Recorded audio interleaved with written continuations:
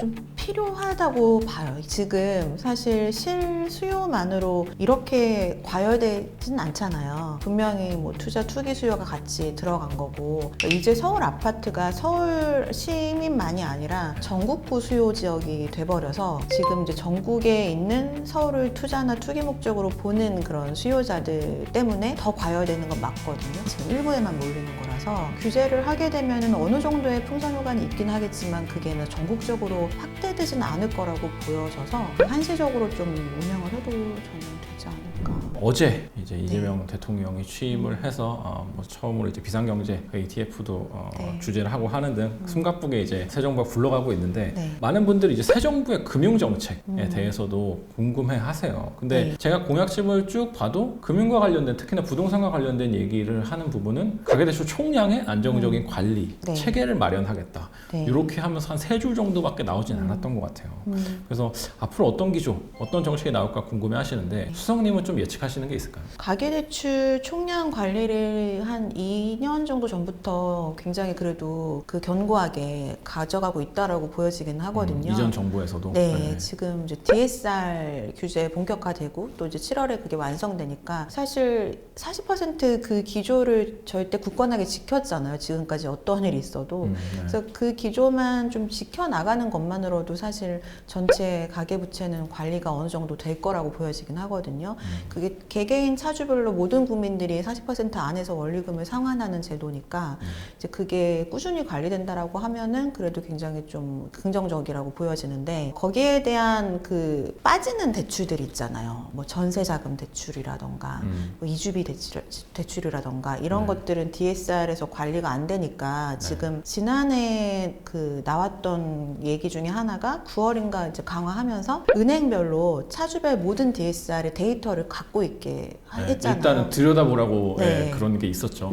DSR에 들어가진 않지만 이게 뭐 전세자금 대출이나 다른 뭐 대출도 다 합치면 개인별로는 뭐 60% 70% 넘어가는 사람도 있을 수 있는데 아직 거기에 대한 뭐 제재가 있지는 않았거든요. 발표된 거는. 그래서 아마도 좀 가계대출이 더 늘어나게 되면은 개개인별로 모든 대출을 합한 퍼센트가 좀 과도한 사람들에게는 좀 더 추가 대출이라던가 그런 거를 좀 제한하는 그런 것들이 또 좀 나오지 않을까 예상이 되고 있어요.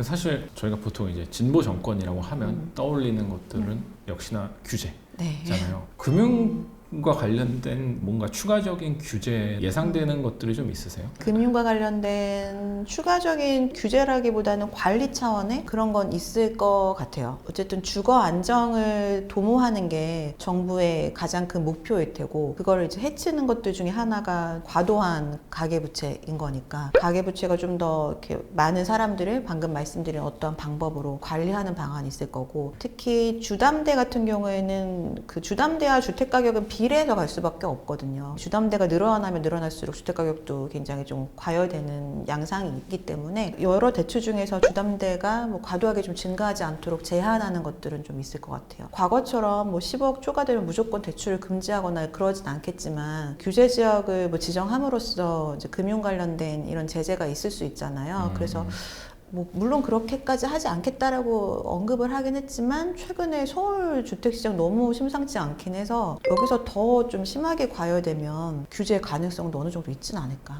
생각합니다. 아니 안 그래도 사실 제가 그 질문을 드리려고 했어요. 사실 이재명 후보가 어쨌든 우클릭을 하면서 뭐 이제 상속세 공제도 대폭 이제 상향하고 보유세 건드리지 않겠다 이렇게 우클릭을 약속하면서 이제 대통령에 당선이 됐죠. 그리고 실제로 서울에서 강남선거 용산을 빼고 나머지 구에서 다 이기기도 했거든요. 근데 이제 최근에 서울시장만 놓고 보면 주간 단위로 나오는 상승폭 그리고 찍히는 신고가 실거래가들이 굉장히 또 쏘는구나라는 느낌을 저는 받거든요. 그래서 이 상황에서 이거를 그냥 가만히 둘 수 있을까라는 생각을 하긴 해요. 수석님은 좀 어떻게 보세요? 정부에서 좀 대책이 좀 필요한 상황이라고 보세요? 좀 필요하다고 봐요. 지금 사실 실수요만으로 이렇게 과열되진 않잖아요. 분명히 뭐 투자 투기 수요가 같이 들어간 거고 이제 서울 아파트가 서울 시민만이 아니라 전국구 수요 지역이 돼버려서 지금 이제 전국에 있는 서울을 투자나 투기 목적으로 보는 그런 수요자들 때문에 더 과열되는 건 맞거든요. 강남 상구나 용산구는 실거주를 해야지만 허가가 되니까 실거주로 움직인다고 하지만 지금 뭐 마포구, 성동구 이런 지역들은 갭 투자 소위 이런 것들이 되니까 강남 3구나 이런 데 못 들어가는 분들이 추가적인 토허제가 또 들어가기 전에 미리 그냥 갭 투자 같은 걸로 매입하자라는 수요도 분명히 있거든요. 근데 이게 사실 정부 정책의 목표와는 맞지 않잖아요. 실거주의 안정성을 도모해야 되는데 투자나 투기로 인해서 계속 과열되는 거니까. 그래서 그런 지역들은 좀 핀셋으로 어느 정도 규제도 필요하지 않나라고 생각됩니다. 그러면 어떤 규제들이 좀 나올 수 있을까요? 뭐 과거처럼 아무래도 규제 지역을 지정하는 게 가장 유력하겠죠. 근데 토어제 확대하는 같은 거. 경우는 토지를 용도 지역에 따라서 일정 면적 이상을 살 때는 허가를 받아야 되는 거잖아요, 관공서에. 근데 이런 형식보다는 그냥 뭐 규제 지역 과열되는 것들이 수치로 정해져 있잖아요. 투기과열지구나 뭐 조정 대상 지역 아무데나 지정할 수 없고 조건이 있거든요. 그래서 거기 부합하는 지역이라고 한다면 뭐 한시적으로라도 규제 지역을 하면 그런 걸 제한이 있을 수 있으니까 그런 방식이 되지 않을까 뭐 생각은 돼요. 그러니까 주변에 좀 안타까운 게 이제 신혼부부거나 결혼하거나 이제 뭐 아기 낳고 그런 거 생각해서 이주하려고 하시는 분들이 문의 많이 하시거든요. 네. 그래서 실제로 이제 같이 아파트 단지들도 살펴보고 실제 네. 매물 나온 것도 얘기해줘서 어디가 좋겠다 이렇게 조언을 해주고 주말에 임장 가려고 약속을 해두면 이미 토요일날 뭐 다 계약이 되기도 하고 그런 사례가 너무 많아서 막 한 주간으로 억씩 막 올라가더라고요. 실제로 지금 상담하시는 예. 고객님들의 사례를 말씀 주시는 거죠? 네, 근데 다 실거주 목적이거든요. 정말 필요해서. 그래서 심지어 이제 갈아타기 이런 분들은 저가로 매매를 이미 하고 이제 다시 살려고 하는데 빨리 구해야 되잖아요. 근데 주택이 막 이제 다른 지방에서 올라오신 분들이 막 매입하시고 이런 경우들도 있어서 너무 좀 과열된 것 같긴 해요. 사실 올해 이제 상반기 보면 원정 투자 비율이 이제 5분의 1, 20%를 넘어서서 근데 개인적으로 저는 이게 거의 상시화되는 분위기처럼 되지 않을까 싶긴 해요. 말씀하신 대로 전국의 시장이 돼가지고 네.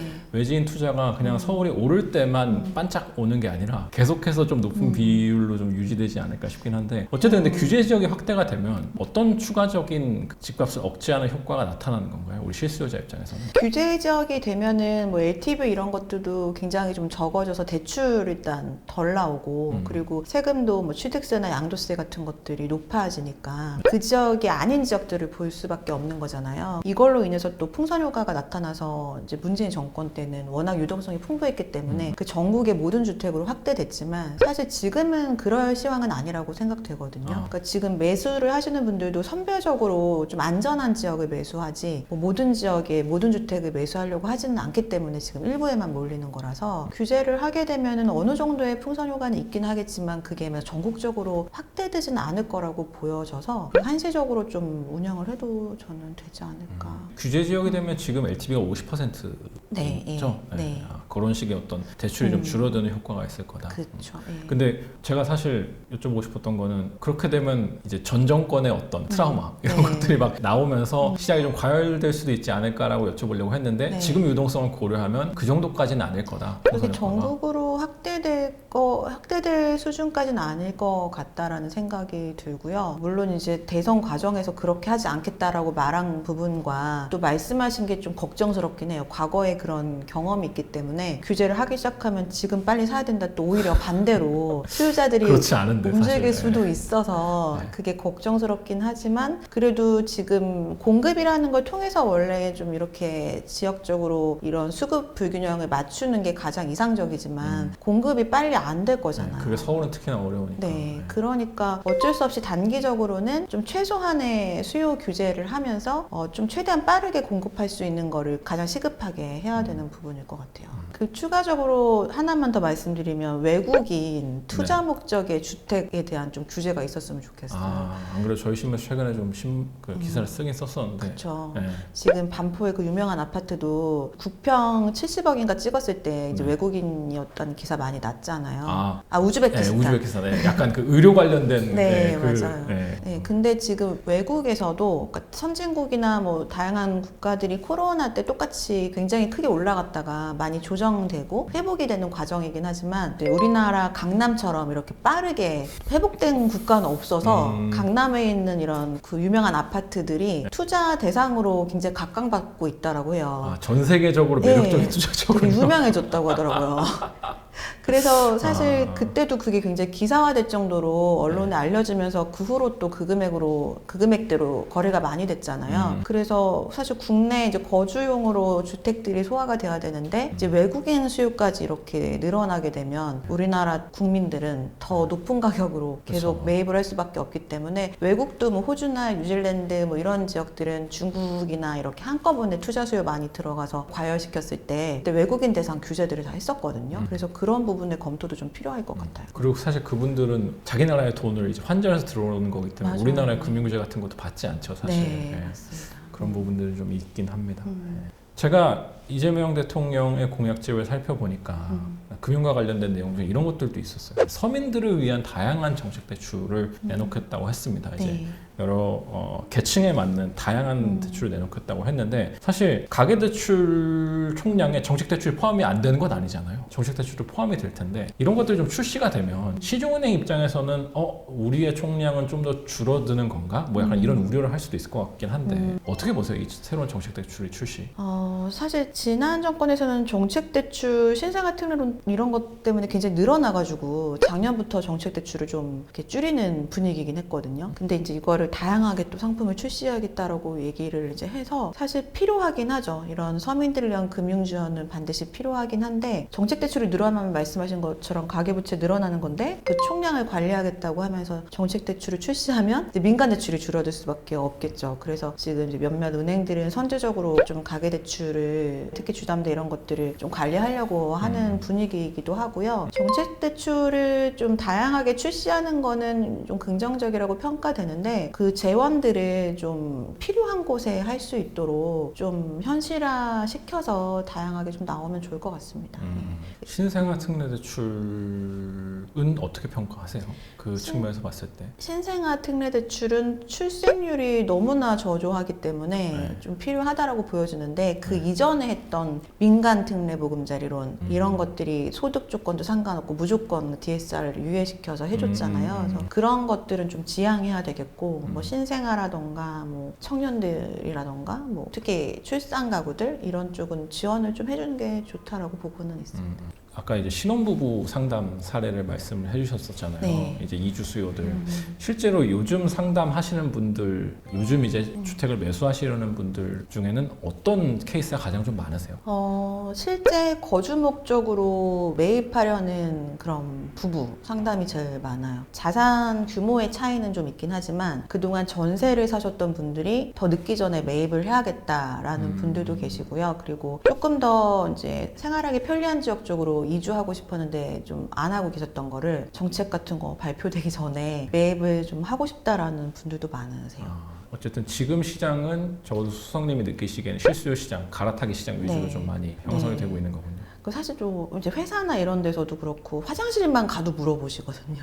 이제 주위 분들도 만난 김에 막 이렇게 물어보시는 앞으로 분들 집값 어떻게 되냐고? 네, 많으신데 네. 그럼 이제 과거에도 뭐 매입을 하시는 게 좋다 이렇게 상담했을 때 그걸 실제로 실행까지 옮기시는 분들이 많지 않았어요. 근데 최근에 느끼는 거는 상담을 하고 정말 실행을 하고 오시는 거예요. 그래서 예를 들어 정말 좀 제가 안 팔린다고 해서 좀 더 낮춰서 파시고 그래야지 지금은 거래가 된다 이렇게 조언 드리면 정말 팔고 오시는 거예요. 그럼 저도 좀 너무 책임감이 있잖아요. 그쵸. 그래서 내가 그래도 뱉은 말이 있는데.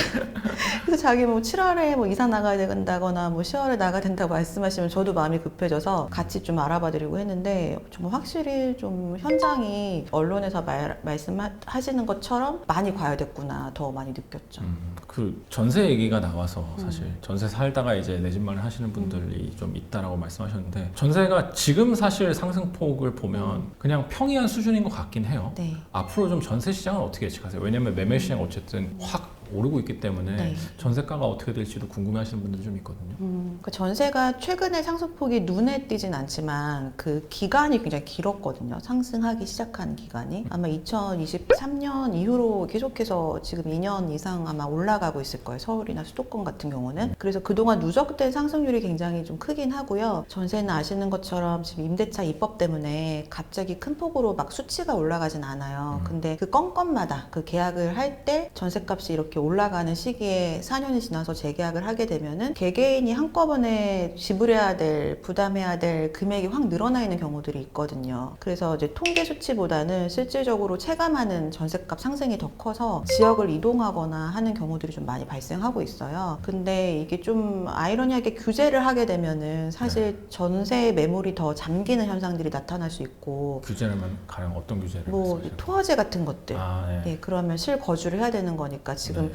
강남 3구나 용산 구는 이제 전세를 끼고 매각을 할 수는 없기 때문에 만약에 매각을 원하면 이제 연장 기간이 왔을 때 아예 그 전세 매물을 안 그렇죠. 내놓을 거 아니에요. 네, 네. 그래서 그게 확 늘어나진 않겠지만 그런 매물들이 차츰 생기게 되니까 그냥 구축들도 매물이 좀 더 감소할 여지들이 있고요. 그리고 신축 아파트 전세 선호가 굉장히 좀 강한데 그런 것들이 내년도부터는 입주 물량이 확 줄어들잖아요. 그래서 아파트 전세가 굉장히 선호되고 있는데 그거는 내년부터는 계속 공급이 부족해지기 때문에 아파트 전세값이 매매값 올라가는 거 플러스 전세 매물 부족으로 인해서 계속해서 올라갈 수밖에 없는 상황이라 이 부분을 원래는 좀 비아파트 쪽에서 소화를 어느 정도 해줘야 되는데 비아파트 전세가 아직까지도 굉장히 좀 겁내시는 분들이 많으셔서 그렇죠. 한편으로는 이런 전세 사기에 대한 예방책뿐만 아니라 이후에 확실하게 보증금을 받을 수 있는 그런 여러 가지 방안이 좀 강구돼야 될 것 같습니다. 자, 이렇게 해서 오늘은 김효선 수석위원님 모시고 최근 이제 금리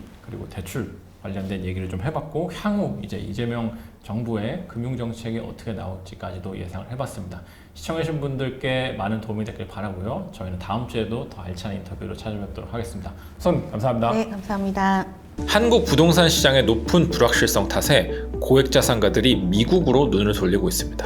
미국은 전 세계인의 투자처인 만큼 안정적인 수익을 기대할 수 있다는 장점이 있기 때문입니다. 미국 부동산 투자 컨설팅 기업 엔비아가 트럼프 시대를 맞아 미국 투자 이민 세미나를 개최합니다. 미국 캘리포니아의 공인중개법인과 협력해 실제로 미국을 방문해 투자 기회를 엿볼 수 있는 참관단도 모집합니다. 관심 있는 분들의 많은 참여를 바랍니다.